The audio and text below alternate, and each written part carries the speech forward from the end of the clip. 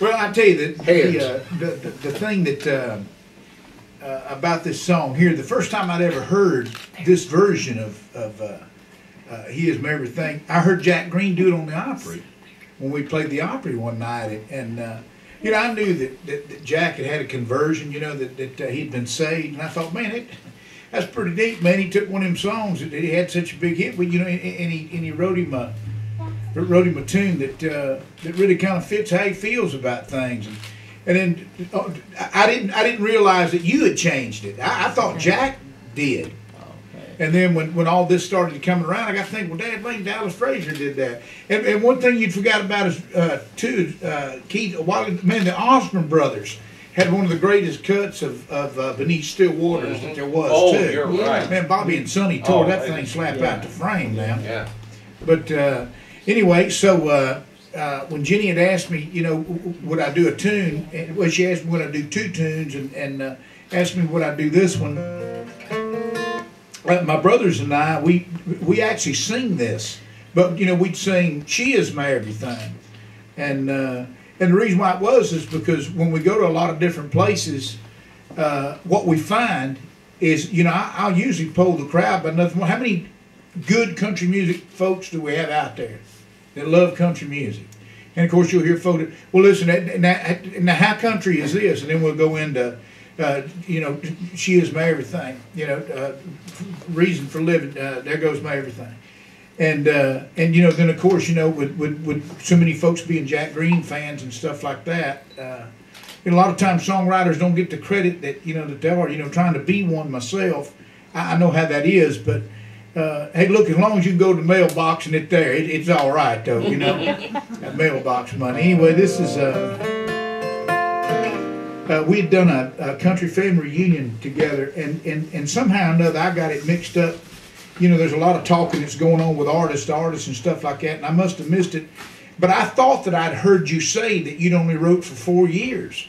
No. No, I know that's been straightened out today, but I got to thinking, man, these cats that's wrote for publishing houses has been there 50 years and they ain't had the hits he's had. He wrote before. Everything he wrote must have got cut. So anyway, but you've certainly not only had your share of having records cut, but having them cut several times by big artists. You know, and I don't know of anybody out of country music that can name on their hand or literally on 2 or 3 fingers the tunes that Elvis did. Mm-hmm.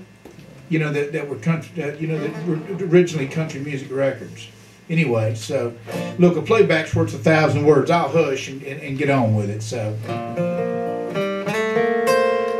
I long to be his possession. He is my everything.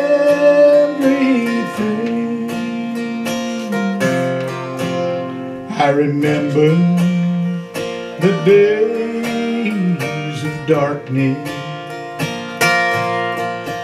without sunshine or a sign to lead the way.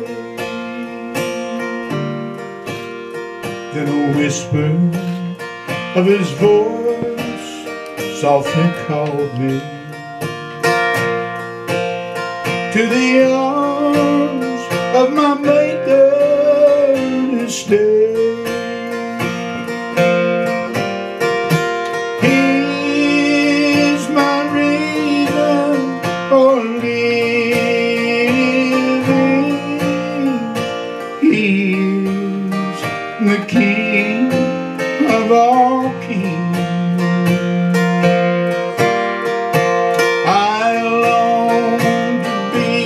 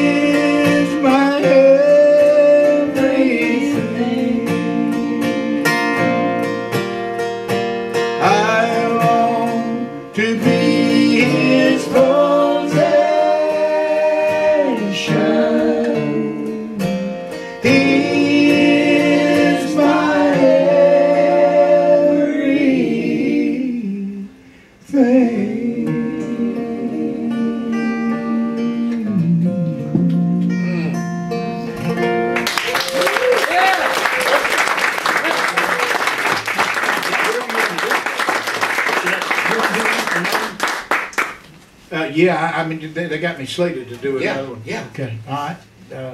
That way I actually got to start revival. I preach revival tomorrow in Haleville, Alabama. I start in the morning. So anyway, this is a tune that I've always been a big Gene Watson fan. You know, good singers. You know, man, and there's a lot of good ones in the room tonight or today, or have been today.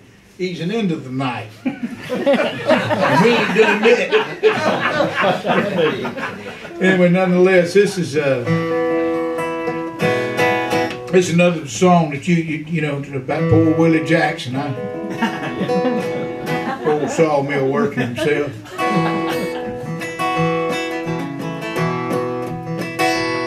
I recall the morning that I met you, standing out in front of Wilson's 5 and Dime, staring through the window at the jewelry, hungry for the things you couldn't buy. Just like a fool, I thought that I could please you. I saw you had an eye for things that shine. I paid $7 sawmill for a bracelet just to satisfy your 14-karat mind. Laying by the railroad tracks in Denver with a hurting head and a half a pint of wine.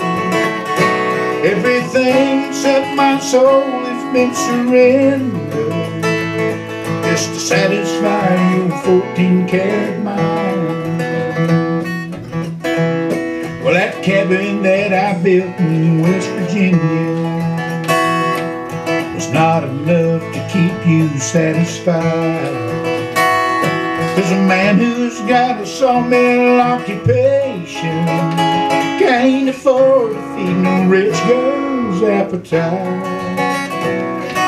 I wonder if you're still with Willie Jackson. Sometimes I wonder if he's still alive. Oh, Willie, he gave up his wife and family just to satisfy your 14-karat mind. Sing it if you know it. Laying by the railroad tracks in Denver with a hurting head and a half a pint of wine.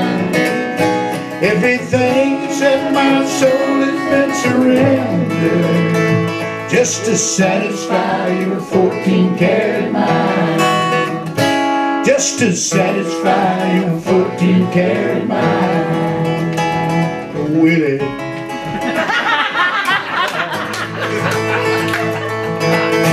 Just to satisfy your 14-karat mind.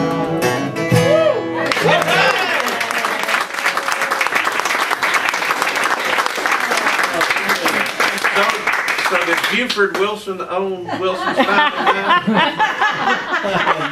Dime. But they were related. Yeah. Their eyes were Wilson green, right? I would like to point out that that the guy, the main guy in the song, he was a lot more concerned about Willie Jackson than he was the woman that run off and left him. You're right. You're right. Yeah.